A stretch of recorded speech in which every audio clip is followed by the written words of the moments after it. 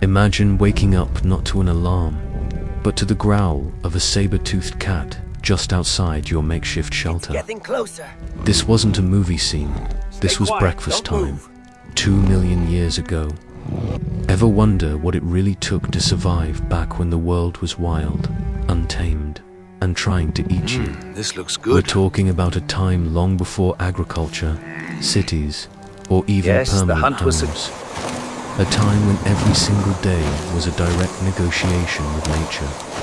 With life and death hanging in the balance today, we're stepping back 2 million years to spend a day in the life of our early human ancestors.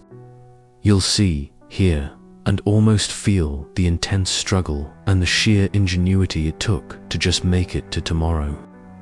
Get ready to have your perspective on a tough day completely redefined, that the first hint of sunrise wasn't a gentle awakening.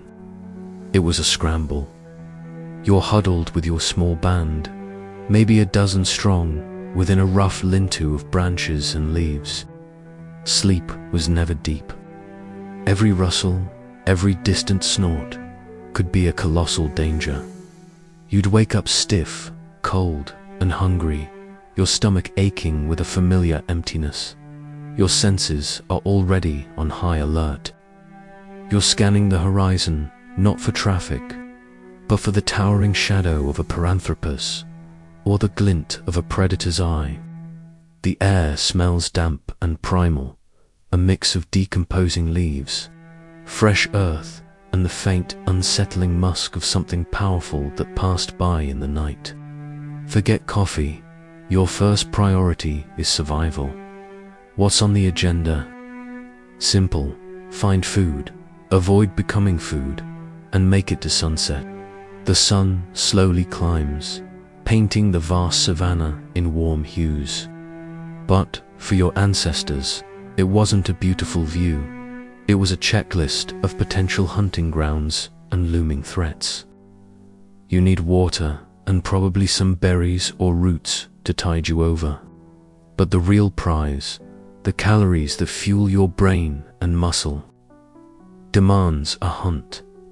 Your greatest asset isn't brawn. It's your brain and the incredibly sharp flakes of stone you spent yesterday patiently napping. Imagine carefully selecting a river stone, then with precise, powerful strikes, flaking off razor-sharp edges.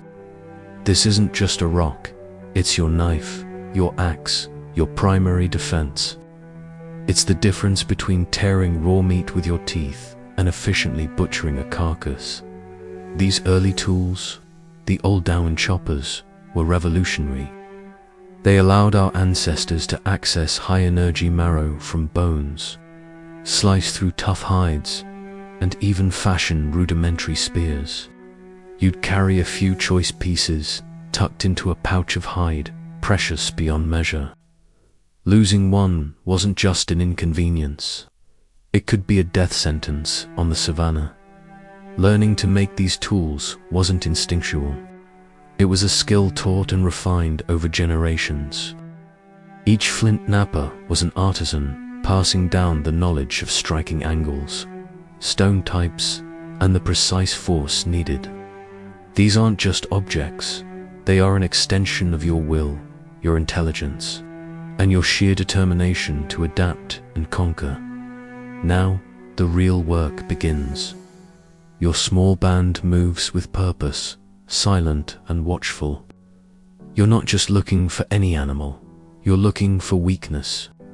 Maybe an older antelope, a juvenile gazelle, or a sick zebra. The savannah is vast, and prey is abundant, but these animals are fast, powerful, and keenly aware of danger. Hunting isn't just about strength, it's about cunning, endurance, and teamwork.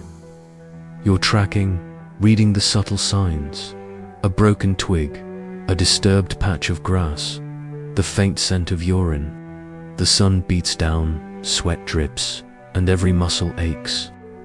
You might walk for miles, coordinating silently with your companions, signaling with gestures and subtle shifts of your body. Finally, you spot your target. The adrenaline surges. This isn't a quick sprint, it's a strategic pursuit.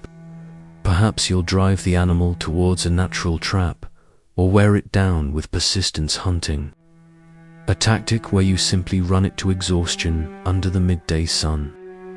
A feat only possible thanks to our unique ability to sweat and regulate body temperature. Then, with a coordinated charge, using those stone tools and maybe some sharpened sticks, you take it down. It's brutal, dangerous, and utterly necessary. You've made the kill. The air vibrates with the raw energy of success and relief. But the job isn't done. In fact, a new, equally perilous phase just began. The smell of fresh blood instantly attracts attention. Hyenas, jackals, and even larger predators like a formidable saber-toothed cat are already on their way. Drawn by the scent, this is where the speed of those sharp stone tools becomes paramount. You need to butcher the animal quickly, efficiently, and with incredible skill. You're carving off the most nutrient-rich parts, the brain, the tongue, the liver, and the muscle meat. You're working against the clock, surrounded by growing anticipation from rival scavengers. There's no time for finesse. It's about maximizing your take before someone bigger comes along to claim it. Once the initial butchering is done, you grab what you can carry, heavy, bloody hunks of meat, and retreat to a safer spot, perhaps a cluster of trees or a rocky outcrop. This meat will be shared, not just out of generosity, but out of necessity. Everyone contributed to the hunt, and everyone needs to eat. It's a communal effort, a fundamental pillar of early human society. Without this sharing, the weakest members wouldn't survive, and the group would falter as the sun dips below the horizon, painting the sky in fiery oranges and purples. A different kind of dread settles in. The daytime threats are replaced by the unseen terrors of the night. Your temporary camp, a cluster of rocks or a rough lean-to, offers little in the way of true protection. This is where the discovery and control of fire would eventually become a true game changer. But 2 million years ago, fire was a rare, lucky find from lightning, not something routinely made. So, you huddled together, relying on collective vigilance and the sheer presence of numbers. Every snapping twig, every distant roar, every rustle in the tall grass sends shivers down your spine. Sleep is broken, filled with anxious dreams. You'd take turns on watch, peering into the inky blackness, trying to distinguish a harmless shadow from a stalking predator. The sounds of the savannah at night are a symphony of hungry beasts. The guttural growls, the shrill cries, the thundering footsteps of something immense passing by. You're vulnerable, exposed, and entirely at the mercy of the ancient world. You survived another day. You ate. You avoided being eaten. You learned a little more, honed your skills, and strengthened the bonds within your small group. But there's no time for celebration, no relaxing around a campfire, because tomorrow, the cycle begins anew. The challenges never truly ended. Sickness, injury, drought, fierce storms, or the ever-present threat of larger, more powerful predators were constant companions. Life was incredibly short, brutally hard, and yet filled with an unyielding drive to persevere.